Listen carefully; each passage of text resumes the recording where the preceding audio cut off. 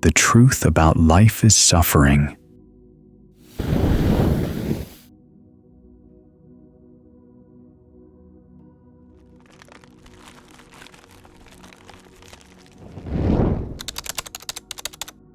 Chapter 1.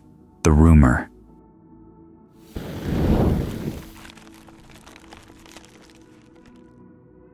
There is a sentence about Buddhism that almost every person in the English-speaking world knows by heart.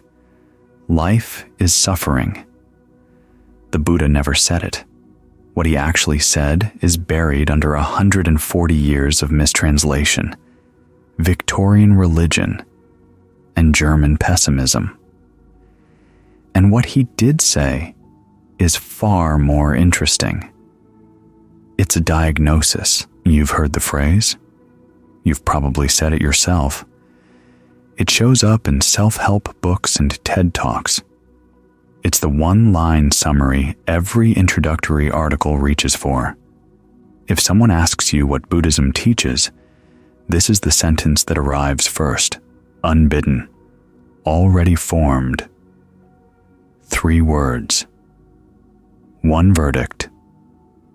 Life is suffering. And if that were really what the Buddha taught, it would be strange, wouldn't it? Strange that a man who spent 45 years teaching, who drew followers across northern India, who founded a tradition that has lasted 2,500 years, strange that the distilled essence of all of it would be a sentence that sounds like something a teenager writes in a journal.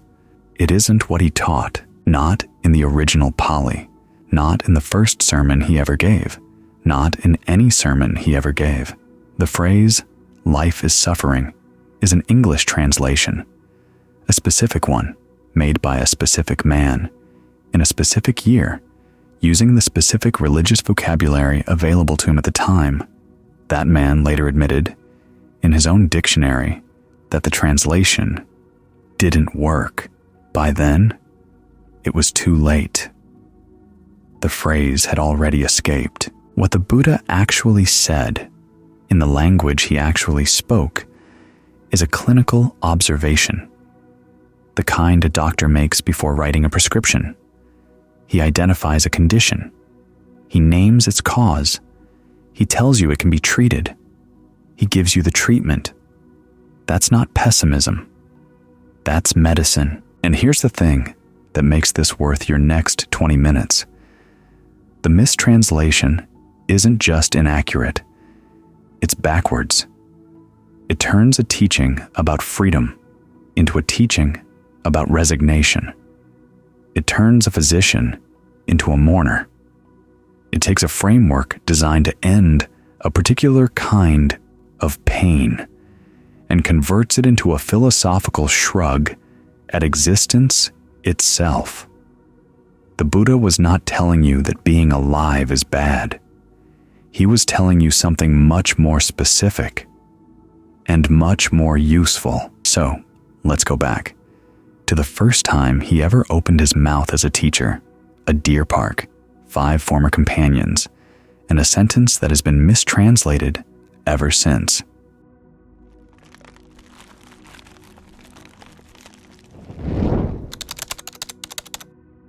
Chapter 2. What the Buddha actually said.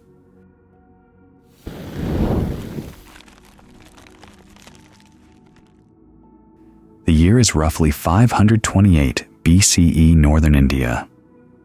A deer park outside the city of Varanasi. A man who has spent 6 years in the forest, first as a prince, then as an ascetic, then as something neither, walks into a clearing where 5 of his former companions are sitting. They had practiced severe asceticism with him. They had watched him abandon it. They had left in disgust, convinced he had gone soft. He sits down in front of them anyway, and then he speaks the sentence that becomes the first sermon of what will eventually be called Buddhism. SN 56.11. He doesn't begin with a verdict about life. He begins with a list. Birth is dukkha. Aging is dukkha. Illness is dukkha. Death is dukkha. Sorrow, lamentation, pain, grief, and despair are dukkha. Association with what is unpleasant is dukkha. Separation from what is pleasant is dukkha. Not getting what one wants is dukkha. It's a long list. Concrete. Specific. The kind of list a physician might draw up while taking a history, and then comes the sentence almost every English translation rushes past, the sentence that changes everything.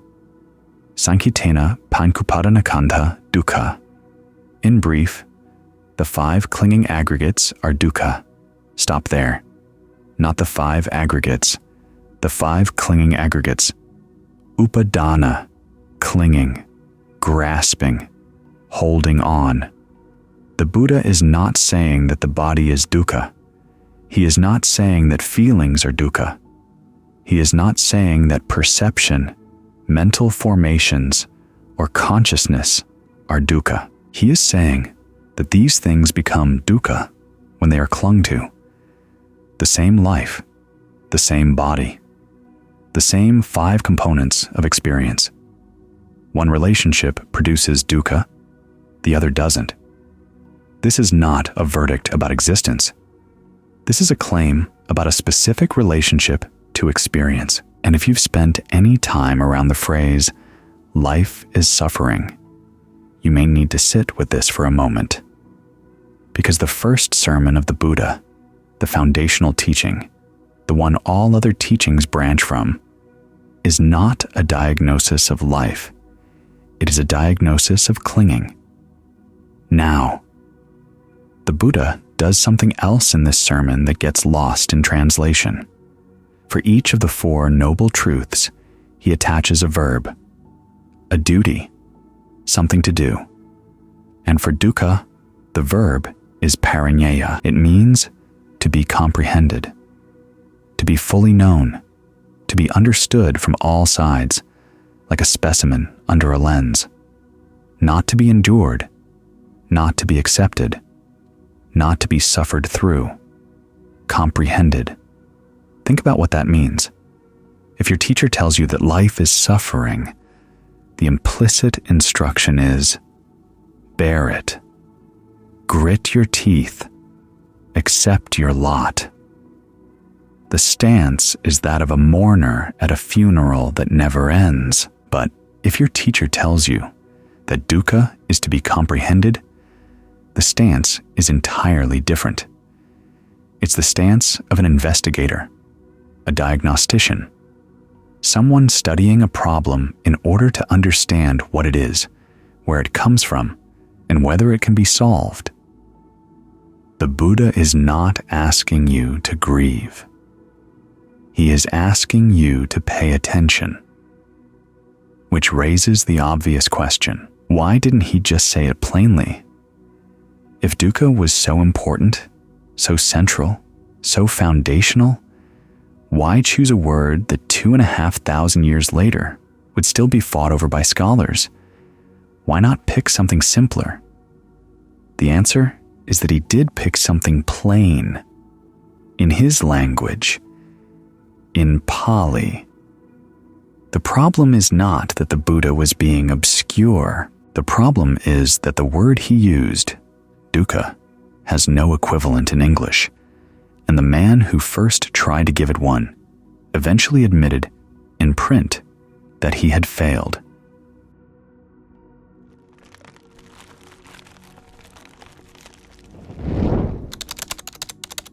Chapter 3. The word with no English equivalent.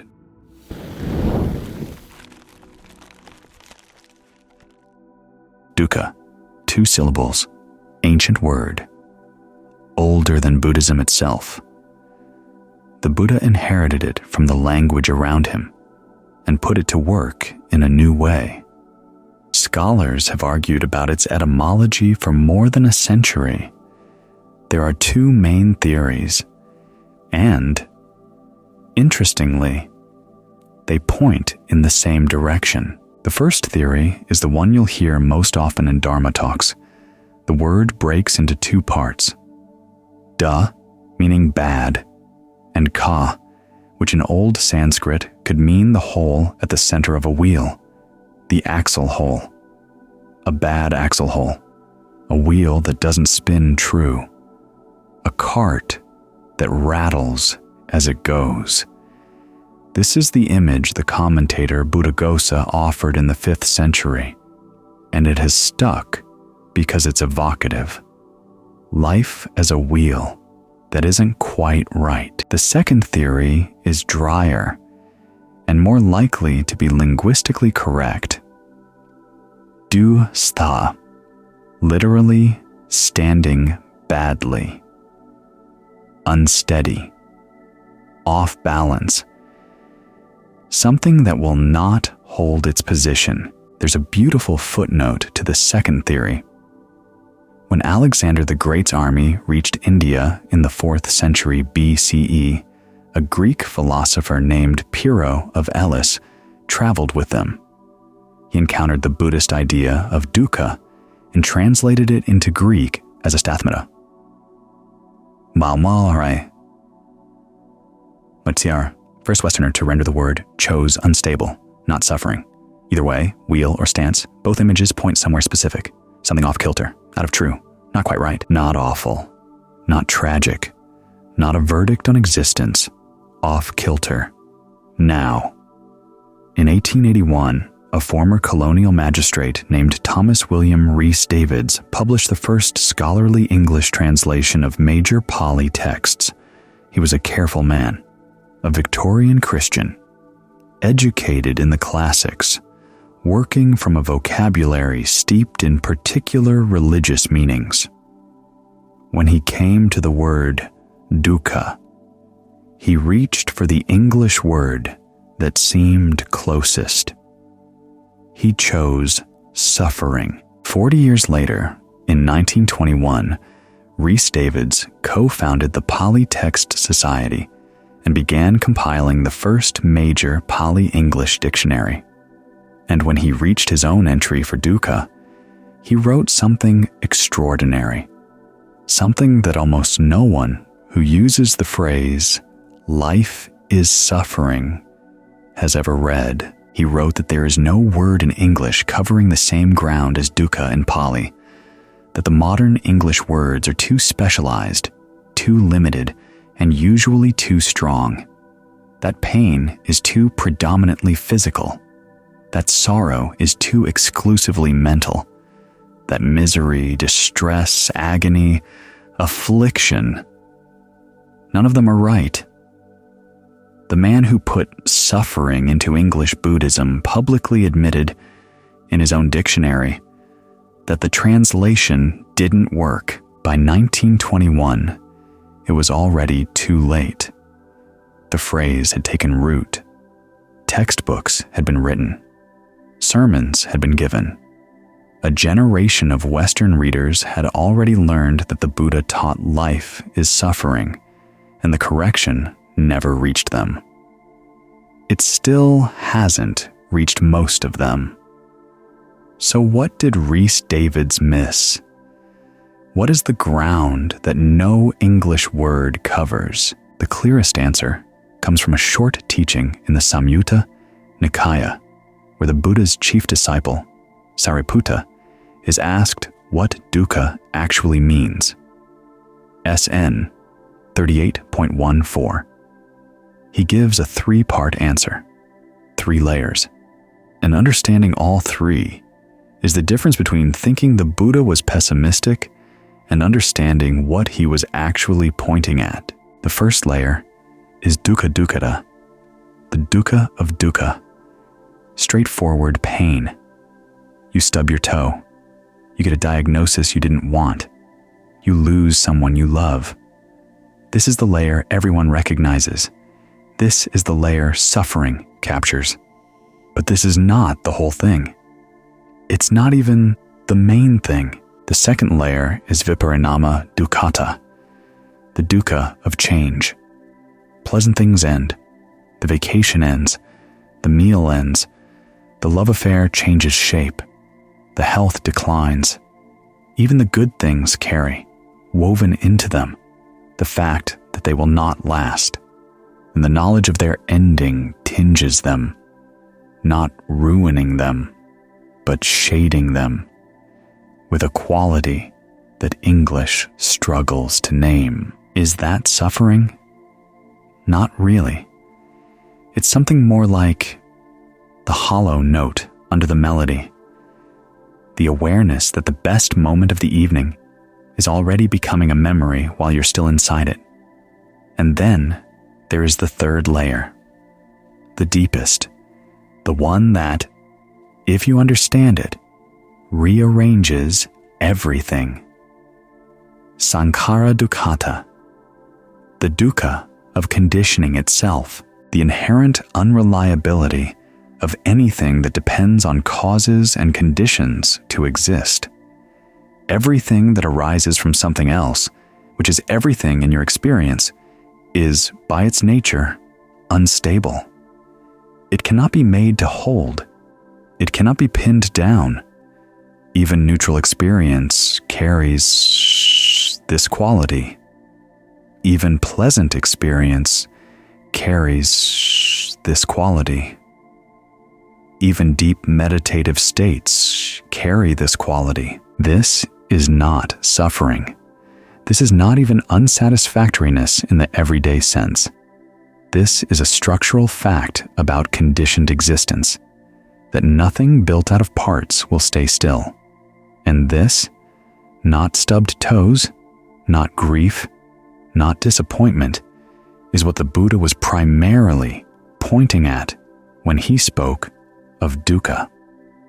Suffering cannot begin to carry this, which is why, when you survey the serious translators of the last 50 years, you find them all quietly walking away from the word. Thanissaro Bhikkhu translates it as stress. He once told a story about a journalist who asked him why Buddhists talk so much about suffering. "I don't have any suffering," the journalist said. Thanissaro asked if he had stress. "Oh, lots," the journalist replied. "That," Thanissaro said, "is what we're talking about." Bhikkhu Bodhi has drifted from suffering toward unsatisfactoriness, and now often prefers to leave the word untranslated. Bhikkhu Analayo uses unsatisfactoriness and has written plainly that our understanding of Buddhism has suffered from the inadequate translation. K.R. Norman, one of the greatest Pali scholars of the 20th century, uses painful, keeping it as an adjective closer to the Pali grammar. And in 1959, a Sri Lankan monk named Walpola Rahula, writing one of the most widely read introductions to Buddhism ever published in English, put it more bluntly than anyone before or since. He called the translation highly unsatisfactory and misleading. And he wrote a sentence that deserves to be quoted by every introductory textbook that still uses "life is suffering." Buddhism is neither pessimistic nor optimistic. It is realistic. The Dalai Lama has said the same thing more directly. The Buddha does not say that life is suffering, so every serious translator has known for at least 65 years that the phrase is wrong. How did it survive?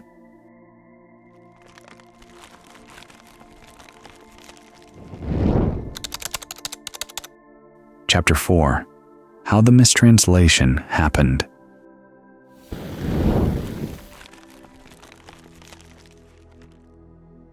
The answer begins, strangely, with a German philosopher who never learned Pali. In 1844, a French scholar named Eugène Bernoulli published the first serious European study of Indian Buddhism. It was a careful work, but it had a particular slant. Bernoulli framed Buddhism as a religion centered on the rejection of existence, a philosophy of world denial, a teaching whose goal was the extinguishing of desire and, eventually, of being itself. That book was read, not long after its publication, by Arthur Schopenhauer. Schopenhauer was already convinced that existence was fundamentally a problem to be escaped. His own philosophy held that life was driven by a blind, suffering will, and that wisdom consisted in turning away from it. When he encountered Burnouf's Buddhism, he recognized, or thought he recognized, a kindred system. He folded Buddhism into his own metaphysics. He wrote about it. He praised it. He popularized it in 19th century Europe, and so Buddhism entered Western thought already dressed in the clothes of a German pessimist who had never read a word of the Pali canon. This is the soil that Thomas William Rhys Davids was working in when he sat down to translate dukkha in 1881. Rhys Davids was not a philosopher. He was a former colonial magistrate in Ceylon, what is now Sri Lanka, who had developed a deep scholarly interest in Pali texts during a service there. He was brilliant, diligent, and profoundly shaped by the religious and literary culture of Victorian England. And Victorian England had a very particular relationship with the word suffering. In Christian theology, suffering carried enormous weight. There was redemptive suffering, the suffering of Christ that saved humanity. There was the suffering of the fall, original sin, the veil of tears, life as a trial to be endured before the real reward. Suffering was not a neutral English word. It was a theological word, freighted with centuries of meaning about salvation, endurance, and the fundamental brokenness of earthly life. When Rhys Davids chose it, he imported all of that, whether he intended to or not. 15 years later, at Harvard, a scholar named Henry Clark Warren made a similar choice. He translated dukkha as misery. Different word, same frame, and with each new translation, the frame hardened. By the early 20th century, life is suffering was simply what Buddhism was understood to teach in the English-speaking world. It appeared in textbooks. It appeared in comparative religion courses. It appeared in encyclopedia entries. No one needed to look back at the Pali. The translation had become the teaching. The pushback started quietly from inside the tradition. In 1959, a Sri Lankan monk named Walpola Rahula published a book called What the Buddha Taught. It was short. It was direct. It was written in clear English for a Western audience. And in it, Rahula said plainly what every careful scholar since has said in one form or another. The translation is wrong. It is misleading. Buddhism is not pessimism. It is not optimism either. It is realism. The willingness to look directly at what is actually happening. That book has been in print for over 60 years. It is sold in the hundreds of thousands. Every serious student of Buddhism reads it. And still, the phrase survives. Still, the first thing most people think they know about Buddhism is the sentence the Buddha never said. So, if life is suffering is wrong, what is it actually?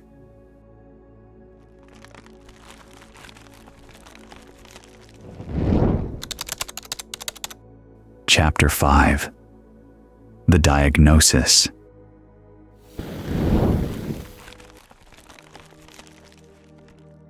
There's a passage in a small collection of sayings called the Itivuttaka, where the Buddha describes himself not as a prophet, not as a savior, not as an enlightened being. Iti 100. He describes himself as a physician. The Pali phrase is Anuttaro Bisako Salakato, unsurpassed physician and surgeon. The second word, Salakato, is more specific than the English softens. It means, literally, arrow extractor. The person you go to when something is lodged in you that needs to come out. This is not a metaphor the tradition added later. This is how the Buddha described his own work. And if you hold that image, the Buddha as physician, as surgeon, as the one who removes what is stuck, then everything about the first sermon shifts into focus. There's a famous parable in the middle-length discourses, the Kula Malukya Sutta, MN 63. A monk named Malukya Putta comes to the Buddha demanding answers to metaphysical questions. Is the universe eternal or not? Is the soul the same as the body? What happens to an awakened being after death? He announces that if the Buddha will not answer, he will leave the order. The Buddha responds with a story. Imagine a man shot with a poisoned arrow. His friends and family bring a surgeon. But the man says, "I will not let this arrow be removed until I know who shot it. What was his caste? What was his name? Where he came from? What kind of bow he used? What the arrow is made of? What kind of bird supplied the feathers?" That man, the Buddha says, would die before any of those questions were answered. The point is blunt. Buddhism is not a theory of the universe. It is not an argument about metaphysics. It is a response to a specific condition, and the response is therapeutic, not theological. Now go back to the first sermon. Look at what the Buddha is actually doing. He identifies a condition, dukkha. He identifies the cause of the condition, tanha, craving, thirst, the reaching that cannot stop reaching. He gives a prognosis. The condition can cease, nirodha, the cessation, and he prescribes a treatment, the Eightfold Path, magga. This is a medical exam, symptom, cause, prognosis, treatment, and for each of the four truths, the Buddha attaches a duty, a verb, something to do. Dukkha, to be comprehended. The cause, to be abandoned. The cessation, to be realized. The path, to be developed. Four findings, four actions. No despair, no verdict on existence, no instruction to grieve. A clinic, not a courtroom. And there is one more detail that English translation tends to flatten, and it matters more than almost anything else in this video. The word the Buddha uses for the goal, nibbana in Pali, nirvana in Sanskrit, is a word we tend to treat as mystical, unreachable, cosmic. But in the texts, the Buddha uses a simpler word for it as well, arogya, health. In the Dhammapada, one of the oldest and most beloved collections of the Buddha's sayings, there is a line that reads, DHP 204, health is the highest gain. The whole framework is therapeutic from beginning to end. The problem is a form of sickness. The goal is a form of health. The Buddha is not asking you to transcend existence. He is asking you to get well. There is a teaching by a 20th century Thai forest monk named Ajahn Suwat that captures this better than almost anything in the commentaries. He asked a simple question. Is a mountain heavy? The mountain, he said, may be enormously heavy in itself, but as long as we do not try to lift it, it will not be heavy for us. Dukkha is not the weight of being alive. Dukkha is the weight of lifting. Clinging is the lifting. Craving is the lifting. The grasping at what cannot be held. The pushing away of what cannot be pushed away. The insistence that conditioned experience behave as if it were unconditioned. That is the lifting. And the Buddha's entire teaching, from the first sermon in the deer park to the last words he spoke 45 years later, is a treatment plan for putting the mountain down. So, life is suffering. 5 words for a teaching that was never a verdict. A teaching that is, in fact, a diagnosis, a prognosis, and a prescription, delivered by a man who called himself a surgeon and described his own goal as health. The Buddha was not pessimistic about existence. He was specific about a problem, and he thought it was curable. There are, of course, 3 more noble truths. If the first has been this badly translated for this long, what about the others?